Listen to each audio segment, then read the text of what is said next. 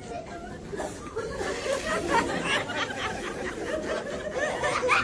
داری برای شما بازی میکنی همش تو گوشیتی با اون وسیله تو دستت برمی‌داری خوراکی داری میخوری؟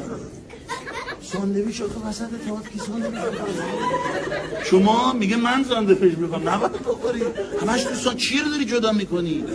چیه نه خدا وکیلی که به چیه ساندویچ دقیقاً نگاه میکنی؟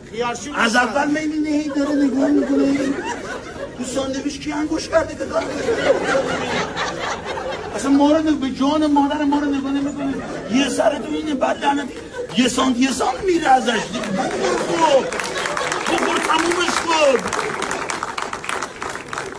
این بازی کثیف تموم با قایز بدارم ردی به یک نشستی تو حلق ما ساندویچتو ترجیح میدی به ما 8 نفر که داریم جر میدیم خودمونه 400,000 تومان بیشتر اون ساندویچ تو 500,000 تومان پول بلیط دادی حداقل اینو بزن شب عجیبی رو داری سپره میکنی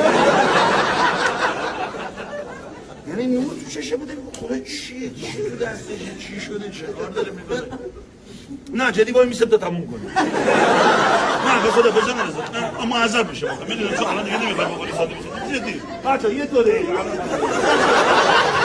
چون اگر من بخوام ادامه بده میخواد لعنتی ای با این ساندویچ برداره میدونم بخور تمومش کن خواهش میکنم میام میگیرمش ازت اگر نکنی بوی کالباس صحنه رو برداشت چرا رعایت نمی‌کنی؟